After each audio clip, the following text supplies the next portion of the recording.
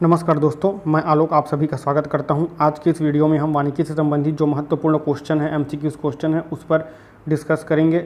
और यह जो पोर्शन है इस ये पार्ट 2 का पोर्शन है जो बहुत ही इंपॉर्टेंट है, क्योंकि इसका सिलेबस भी बहुत छोटा है और अगर इससे आए हुए क्वेश्चन हम सॉल्व कर लेते हैं तो हमारे स्कोरिंग के चांसेस ज़्यादा बढ़ जाते हैं। तो आज की इस वीडियो में हम अर्जुना क्लासेस के ऑब्जेक्टिव क्वेश्चन बैंक से जो इंपॉर्टेंट क्वेश्चन है उसको करेंगे। आगे मैं इसी सीरीज में टॉपिक वाइज और भी क्वेश्चन के वीडियो अपलोड करता रहूँगा।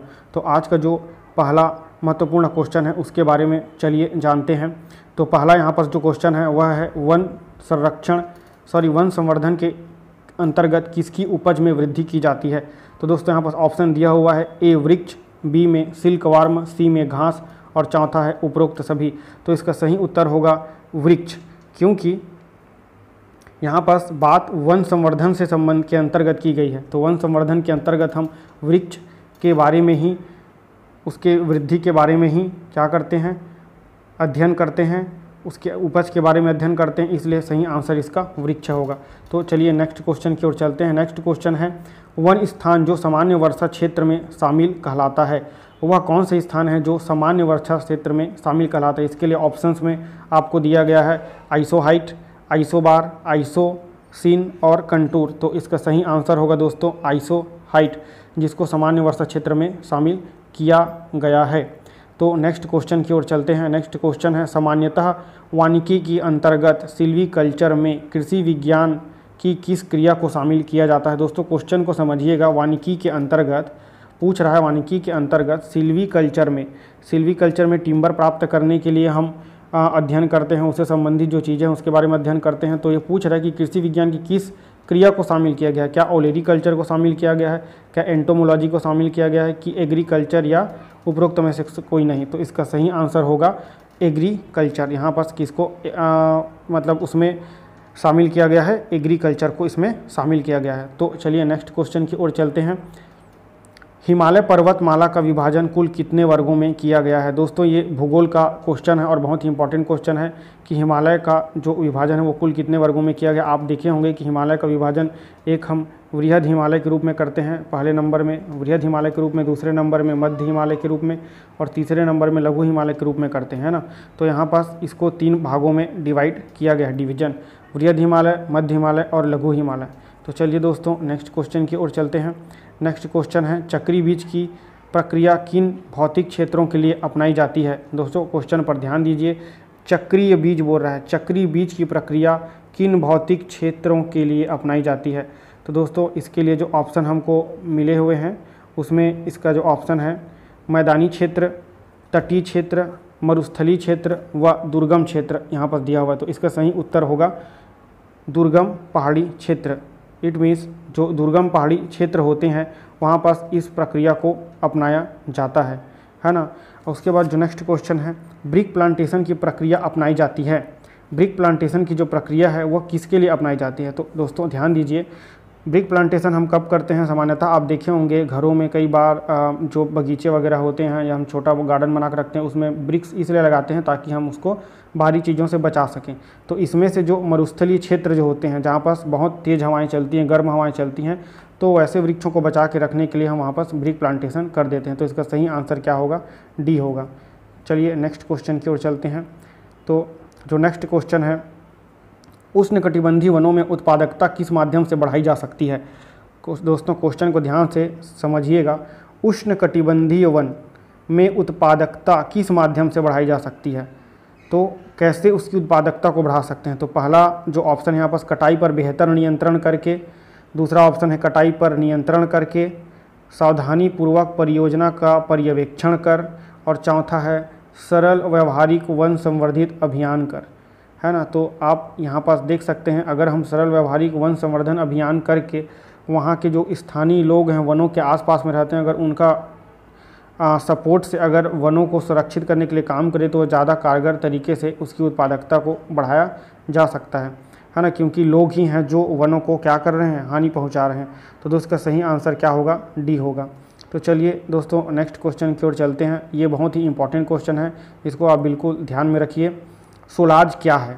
तो सोलाज क्या है, इसमें 4 ऑप्शन है, उष्णकटिबंधीय वर्षावन या हिमालय, शीतोष्णकटिबंधीय सदाबहार वन या नीलगिरी, और तीसरा है अधिकतम ऊंचाई में स्थित टुंड्रा वनस्पति या अधिकतम ऊंचाई में स्थित टैगा वनस्पति। तो दोस्तों आप ध्यान दीजिए कि सोलाज जैसे कि हम लोकल भाषा में कहते हैं उसी टाइप का नाम है ये उस क्षेत्र के लिए। तो जो यहाँ पास नीलगिरी का जो क्षेत्र है उसको सोलाज के नाम से जाना जाता है या उसे सोलाज कहा जाता है। तो शीतोष्णकटिबंधीय सदाबहार वन जिस क्षेत्र में पाए जाते हैं उसको सोलाज कहा जाता है। चलिए नेक्स्ट क्वेश्चन की ओर चलते हैं। नेक्स्ट क्वेश्चन है पश्चिमी घाट के उष्णकटिबंधीय आर्द्र सदाबहार वन का प्रबंधन किया जाता है।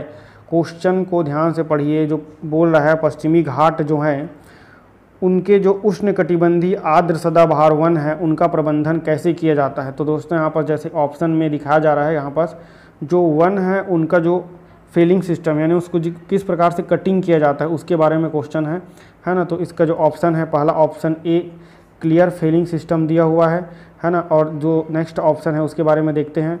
अन्य जो ऑप्शन है उसमें सिलेक्शन सिस्टम दिया हुआ है ना। और तीसरा जो ऑप्शन है वो कोपिस है। चौथा है क्लियर स्ट्रिप सिस्टम। तो जो सही आंसर है वो सिलेक्शन सिस्टम है। इसमें क्या होता है एक साथ क्लियर, जो पहला ऑप्शन हमने बताया क्लियर फेलिंग सिस्टम का, उसमें होता ये है कि एक साथ वृक्षों को कट कर दिया जाता है। पर जो सिलेक्शन सिस्टम होता है उसमें 1 बाय 1 सेलेक्ट करके जो वृक्ष टिम्बर देने के लायक हैं, अच्छे टिम्बर देने के लायक हो जाते हैं, उनको ही यहाँ पास क्या किया जाता है सेलेक्ट करके उनकी फिलिंग की जाती है। तो ये उससे संबंधित क्वेश्चन है। तो ये बहुत इंपॉर्टेंट क्वेश्चन बनता है, इसके आप ध्यान से पढ़िए। और जो नेक्स्ट क्वेश्चन ये भी बहुत इंपॉर्टेंट क्वेश्चन है दोस्तों। अगर आप मणिक नंदन की किताब से पढ़ रहे हैं फॉरेस्ट्री के लिए तो उसमें अगर आपने इसे पढ़ा होगा तो इसका आंसर आप जान चुके होंगे। चैंपियन व सेठ वर्गीकरण प्रणाली के अनुसार भारतीय वनों को कितने भागों में विभाजित किया गया है। तो दोस्तों इसका सही आंसर है 16 समूह। इसे 16 समूह में बांटा गया है। इसके जो मणिक नंदन की किताब है, मणिक नंदन की अगर आपने किताब खरीदी होगी तो उसमें इसके बारे में पूरा डिटेल से दिया हुआ है और फॉरेस्ट्री का पूरा सिलेबस मणिक नंदन की किताब में आपको मिल जाएगा। तो चलिए आगे चलते हैं नेक्स्ट क्वेश्चन पर। तो नेक्स्ट क्वेश्चन है उच्च वन संवर्धित होते हैं पहला बीज से, दूसरा कटाई से, तीसरा खाद से, चौथा कलम से। तो दोस्तों जो उच्च वन होते हैं वो किससे संवर्धित होते हैं यहाँ पास ये पूछा गया है। तो आपको ध्यान रखना है कि जो उच्च संवर्धित वन है, जो अच्छे क्वालिटी के टिम्बर देने वाले जो वन होते हैं वो बीज से ही क्या किए जाते हैं संवर्धित किए जाते हैं। यानी बीज से ही उनको अच्छी किस्म के बीज लगाकर ही उनका उत्पादन किया जाता है जिससे हमें अच्छे क्वालिटी के टिम्बर प्राप्त होते हैं। तो इसका सही आंसर बीज से होगा। तो चलिए दोस्तों नेक्स्ट क्वेश्चन की ओर चलते हैं। उष्णकटिबंधीय शुष्क सदाबहार वन कहाँ प्राप्त होते हैं।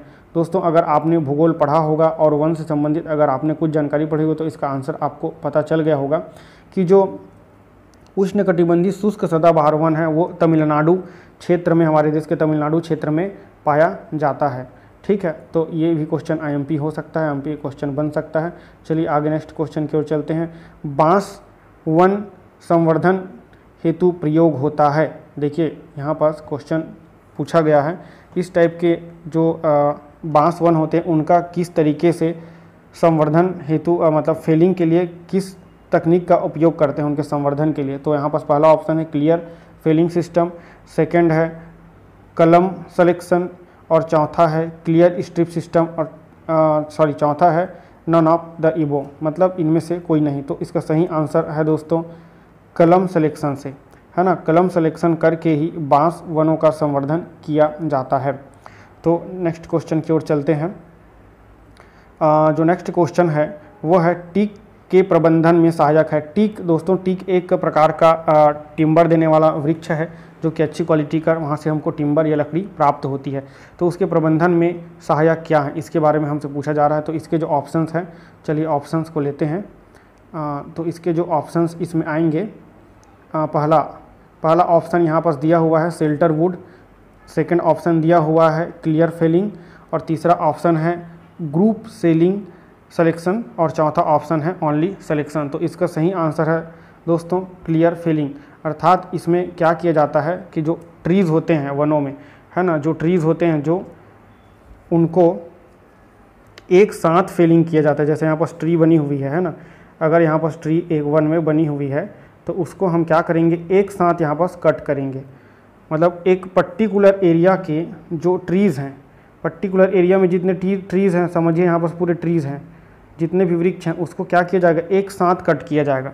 तो टीक के प्रबंधन में ये बहुत ही उपयोगी है ना। तो इसको भी आप ध्यान रखिए, इंपॉर्टेंट क्वेश्चन यहाँ पास से बन सकता है। चलिए, तो यहाँ पास जो नेक्स्ट क्वेश्चन है वो है रोडोडेंड्रन वनस्पति की प्रजाति पाई जाती है। इसके लिए यहाँ पास 4 ऑप्शन दिए हुए हैं, है ना, कि रोडोडेंड्रन वनस्पति की प्रजातियाँ कहाँ पाई जाती हैं। तो पहला ऑप्शन है सोलास वन, थोड़ी देर पहले हमने पढ़ा था, है ना, नीलगिरी वन को सोलास वन कहा जाता है। और दूसरा ऑप्शन है उष्णकटिबंधीय वन, तीसरा ऑप्शन अर्ध उष्णकटिबंधीय वन, चौथा ऑप्शन है मरुस्थलीय वन। तो इसका सही आंसर है दोस्तों सोलास वन। रोडोडेंड्रन वनस्पति की प्रजातियां सोलास वनों में पाई जाती हैं। चलिए नेक्स्ट क्वेश्चन की ओर चलते हैं, और नेक्स्ट क्वेश्चन है मरुस्थलीय वनीकरण के कार्य में शामिल है। इसमें कौन सा कार्य मरुस्थलीय वनीकरण में शामिल है, ये हमको बताना है। तो इसमें पहला ऑप्शन है ईंधन व चारागाह बंद का विकास करना, रेत बंध का निर्माण करना, पवन गतिरोध व शेल्टर्स का निर्माण करना, और चौथा है उपरोक्त में से कोई भी नहीं। तो जो दोस्तों इसका सही आंसर है ईंधन व चारागाह बंध का विकास करना। क्योंकि दोस्तों जो मरुस्थलीय क्षेत्र होता है वहाँ पास जीव जंतुओं का पालन या पशु पालने का काम ज़्यादा किया जाता है, इसलिए वहाँ पास ईंधन और चारागाह के लिए, है ना, विकास के साथ के लिए उनका वनीकरण किया जाता है, ताकि वो सभी पर्पस जो हैं वो उसी से पूर्ण हो जाए। चलिए नेक्स्ट क्वेश्चन की ओर चलते हैं। नेक्स्ट क्वेश्चन है वन संवर्धन के अध्ययन से सहायता मिलती है।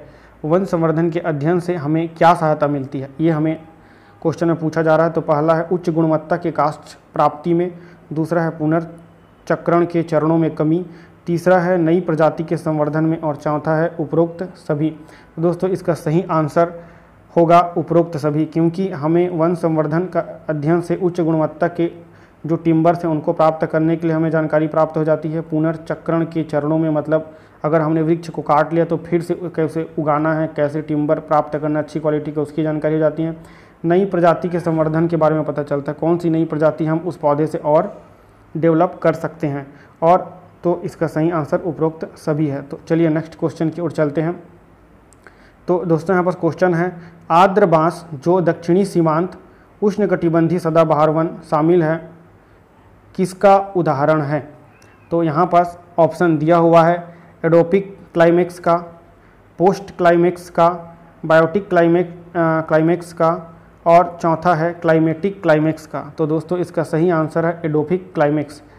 तो आर्द्र बांस जो दक्षिणी सीमांत व उष्णकटिबंधीय सदाबहार वन में शामिल होते हैं उसका उदाहरण है एडोपिक क्लाइमेक्स।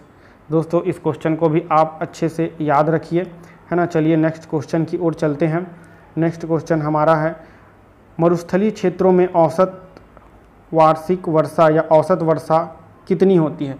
तो दोस्तों आप जैसे कि जानते हैं भूगोल में अगर आपने पढ़ा होगा तो जो वार्षिक वर्षा होती है वो 25 सेंटीमीटर की होती है, जो बहुत ही कम होती है। तो चारों ऑप्शन में 40, 60, 25 और 50 को दिया गया है, तो आप सही आंसर के रूप में 25 सेंटीमीटर को ही टिक करेंगे। चलिए नेक्स्ट क्वेश्चन है वर्षा वनों में औसत वर्षा कितनी होती है। तो जैसे कि अब यहाँ पास क्लियर है कि जो वर्षा वन है उसमें सबसे ज़्यादा वर्षा होती है, तो इसका सही आंसर होगा 3000 मिलीमीटर, है ना। तो नेक्स्ट क्वेश्चन की ओर चलते हैं। हिमालय की वनस्पतियों को प्रभावित करने वाले कारकों में शामिल है। तो हिमालय की वनस्पति को प्रभावित करने वाले कारकों में क्या शामिल हैं।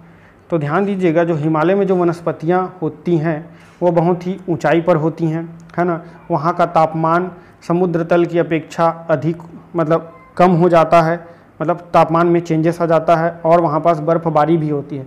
तो ओवरऑल उपरोक्त सभी इसका आंसर होगा, क्योंकि ऊंचाई, तापमान और हिमानी ये सभी उसको प्रभावित करने वाले कारक हैं। तो इसे भी आप ध्यान रखिएगा। नेक्स्ट क्वेश्चन की ओर चलते हैं। सघन वन क्षेत्रों का कैनोपी कवर होता है। दोस्तों तो सघन वन क्षेत्रों का कैनोपी का मतलब आप समझ सकते हैं, जैसे कि मान लीजिए कोई एरिया है ना, तो इस एरिया में क्या है, कितने वन हैं। अगर यहाँ पास वन लगे हुए हैं, यहाँ पास पेड़ लगे हुए हैं, पेड़ पूरा लगा हुआ है। तो कैनोपी का मतलब होता है उसका जो एक एरिया होता है सघन, जैसे कोई वृक्ष लगा दिए है ना, तो वृक्ष ऐसे फैला हुआ है, तो यहाँ से लेकर यहाँ तक उसका क्या हो जाएगा, कैनोपी हो जाएगा। देखिए एक बार मैं आपको समझाता हूँ, ध्यान से देखिएगा। जैसे कि ये माना कि कोई वृक्ष है, तो यहाँ से लेकर यहाँ तक है ना, इसकी जो चौड़ाई है वो उसकी कैनोपी कहलाती है। माना कि जैसा कि अगर हम ले लें, एक यहाँ पास एक एरिया हो गया और यहाँ पास एक वृक्ष लगा है और यहाँ पास एक वृक्ष लगा है, तो यहाँ पास कैनोपी में क्या हो जाएगा, डिफरेंस आ जाएगा। पर अगर ये जो वृक्ष हैं वो पास पास में लगे होंगे तो इसकी कैनोपी क्या सघन हो जाएगी, एकदम पास पास वाले वृक्ष हो जाएंगे। तो इसका जो सही आंसर होता है, सघन वन में 70% से अधिक क्या होती है, कैनोपी होती है, जो मैंने आपको कैनोपी अभी बतलाया। तो ठीक ये भी एमपी क्वेश्चन हो सकता है वानिकी की दृष्टि से, तो इसको भी आप ध्यान रखिए। 70% से अधिक सघन वन क्षेत्रों वाले कैनोपी होते हैं। चलिए नेक्स्ट क्वेश्चन में आते हैं। नेक्स्ट क्वेश्चन में पूछा जा रहा है कि वृक्ष रेखा का क्या अर्थ है।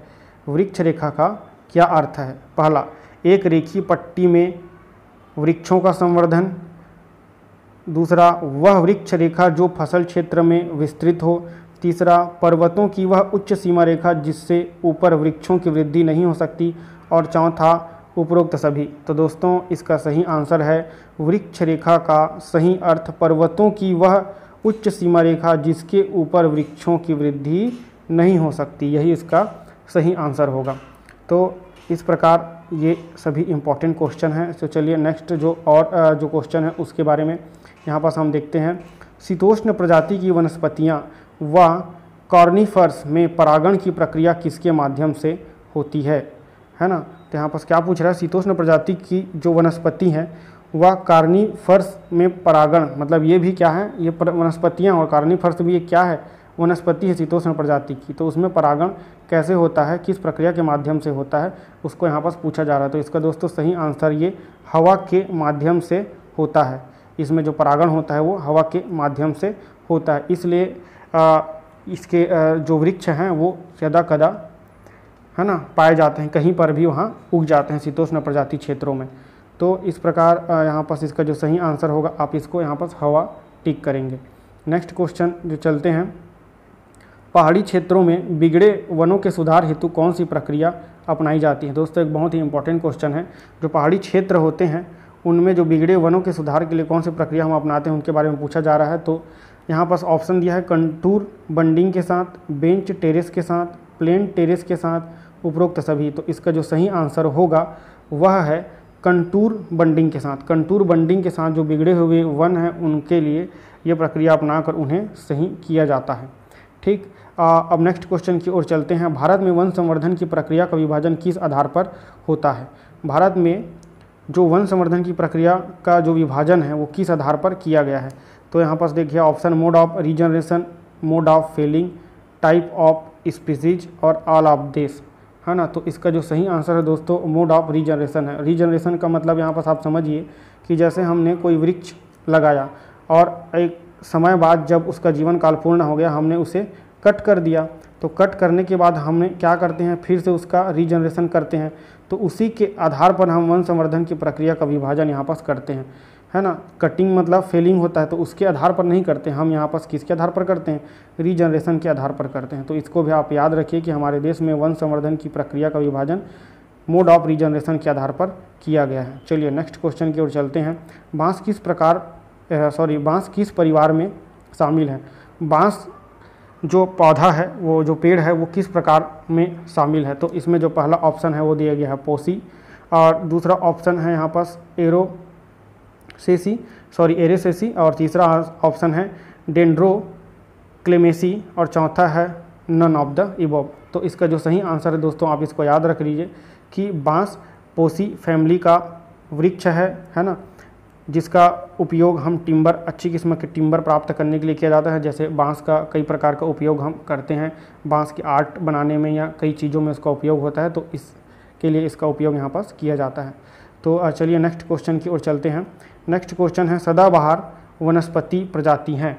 यहाँ पास हमको बताना है कि सदाबहार जो वनस्पति प्रजाति हैं वो कौन सी है ना। तो चलिए यहाँ पास जो ऑप्शन दिया गया है, पहला ऑप्शन यहाँ पास खैर दिया गया है।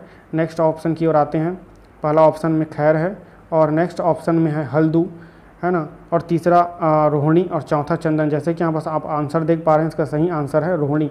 तो रोहिणी जो है वो एक सदाबहार वनस्पति की प्रजाति है।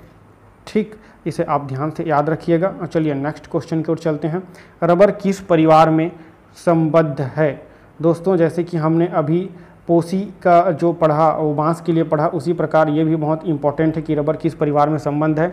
यहाँ पर जो पहला ऑप्शन दिया गया है वो दिया गया है एपोसाइनेसी, दूसरा ऑप्शन है एफ्रोबायसेसी, और तीसरा ऑप्शन है पोसी, और चौथा ऑप्शन है मोरेसी, है ना। तो आप ध्यान रखिए कि ये वाला तो ऑप्शन हो ही नहीं सकता, क्योंकि इससे पहले हमने इसको बांस के लिए पढ़ चुका है। तो इसका जो सही आंसर है वो एफ्रोबायसेसी है। तो इसे आप ध्यान से याद कर लीजिए, क्योंकि कुछ चीज़ें ऐसी होती हैं जो हम बुक में पढ़ते हैं पर बुक के बाहर भी चीज़ें होती हैं जो हमको नहीं मिल पाती। तो इसलिए जब क्वेश्चन हम करते हैं तो उसके आंसर को अगर आप याद कर लेंगे तो बहुत आपके लिए बेनिफिशियल होगा।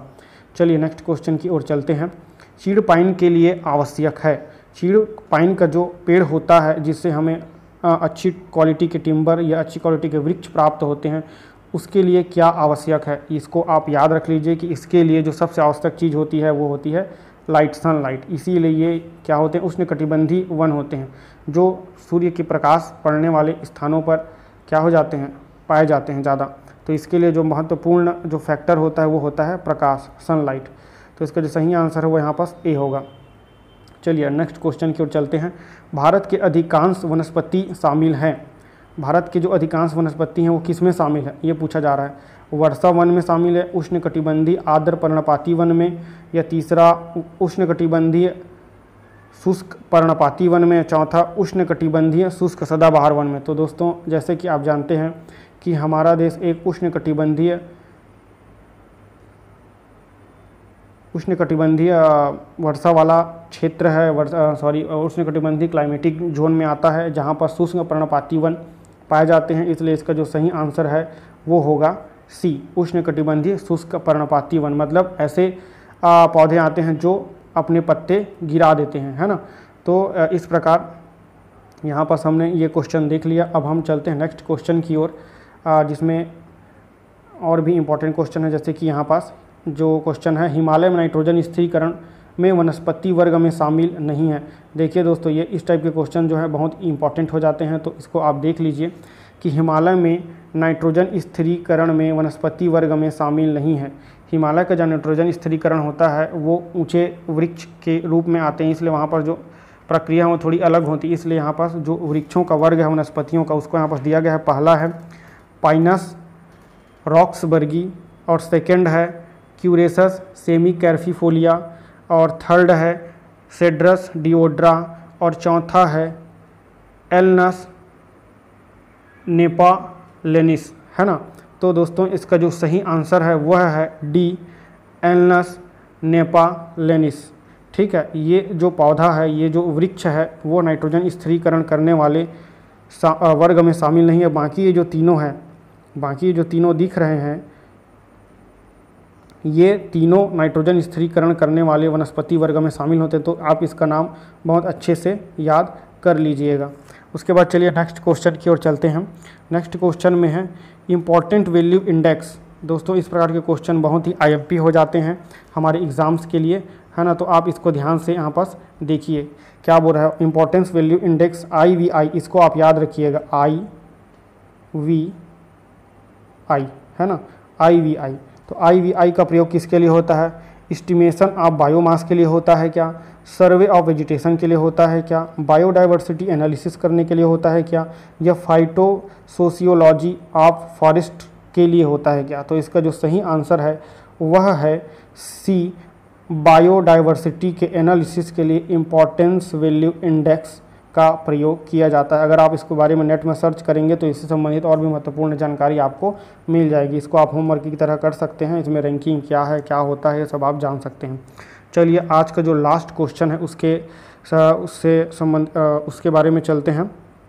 तो आज का जो लास्ट क्वेश्चन है वह दिए गए विकल्पों में एक महत्वपूर्ण उष्णकटिबंधीय ट्रॉपिकल पाइन है।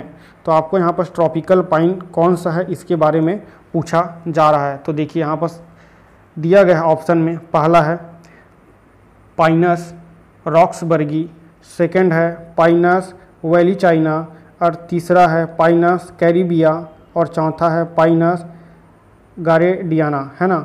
तो इसके बारे में पूछा गया है कि इसमें से कौन सा एक महत्वपूर्ण उष्णकटिबंधीय पाइन है। तो दोस्तों इस प्रकार की चीज़ों को आप रट लीजिए, क्योंकि इस टाइप की चीज़ें एमपी हो जाती हैं और अगर आपसे नहीं बनती हैं तो फिर आपका बहुत यहाँ पर नंबर चूक जाता है। तो इसका जो सही आंसर होगा वो पाइनस कैरिबिया होगा, ठीक है, पाइनस कैरिबिया। तो इसको आप याद रख लीजिए कि पाइनस कैरिबिया एक उष्णकटिबंधीय ट्रॉपिकल पाइन है, ठीक है। तो दोस्तों आज का वीडियो में इतना ही, और आगे के टॉपिक्स के लिए हम नेक्स्ट वीडियो के साथ आएंगे, जिसमें हम आपको आगे के टॉपिक कृषि सामाजिक वानिकी के बारे में बताएंगे। तो अभी के लिए इतना ही। थैंक यू दोस्तों।